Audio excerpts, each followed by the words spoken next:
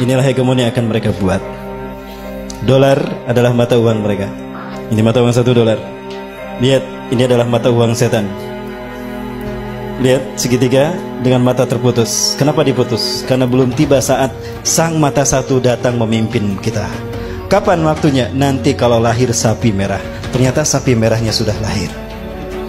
Ya, berarti kedatangan sang mata satu telah dekat. Artinya negara dunia di New World Order yang mereka cita-citakan, Novus Ordo Seclorum, akan sempurna. Berarti ada kemungkinan di zaman kita Dajjal keluar. Simbol Anuit Kuptis. Dan ini sangat berbau Dajjal sekali. Segitiga Tuhan, mata satu, Dajjal. Plakat sebelah kiri ada bintang ini. Coba hitung bintang ini ada 13.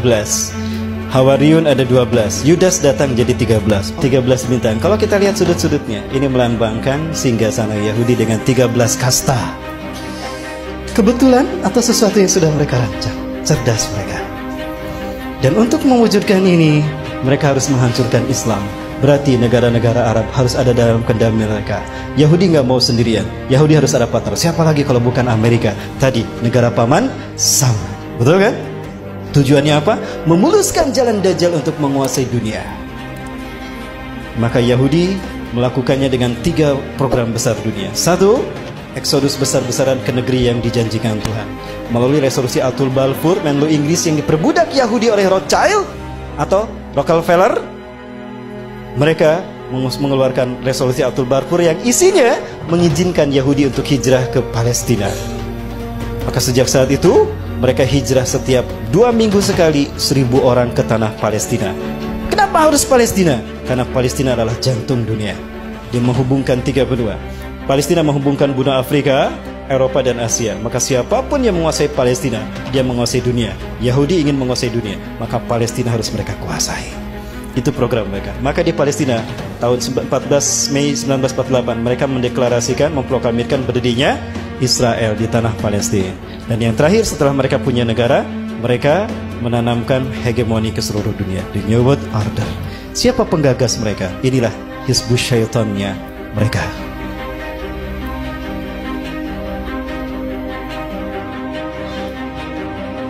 Baik, mereka inilah yang kemudian menciptakan platformnya, langkah demi langkahnya untuk menuju negara dunia. Apa negara dunia itu? The New World Order tadi. Dalam mata uang $1, Novus Ordo Seclorum.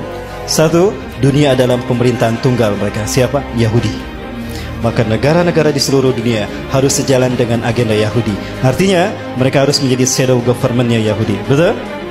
Bertentangan dengan agenda Yahudi, habis mereka. Lihat Irak, lihat Mesir, lihat Afghanistan, lihat Suriah, lihat Palestina, lihat Yaman. Maka negara yang tersisa adalah negara yang pro kepada mereka. Saya buktikan tidak lama lagi. Maka mereka menciptakan shadow government.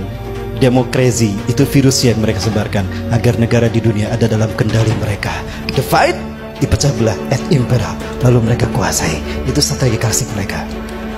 Lalu mereka menciptakan sistem politik demokrasi tadi. Ekonomi kapitalisme yang ribawi, dolar. Hari ini kita tidak bisa mengklaim kalau kita sudah syariah dengan sistem ekonomi dan perbankan kita. Tidak bisa. Selama kita masih menggunakan uang kertas, kita tidak bisa melepaskan diri dari riba.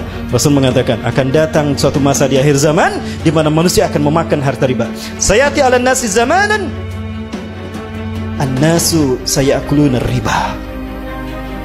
Akan datang di akhir zaman manusia satu masa di mana manusia memakan harta riba. Kalaupun mereka tidak memakan harta riba, mereka terkena dengan debu riba.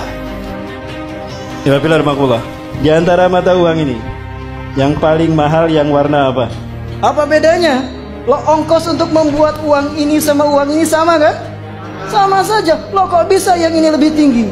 Lihat, dari intrinsiknya saja sudah riba kan? Padahal biaya untuk membuat ini sama. Baik, betul? Inilah riba. Baik, berikutnya perselisihan. Waktu saya masih SD, 2000 bisa kebeli baju 1 setel. Betul tidak?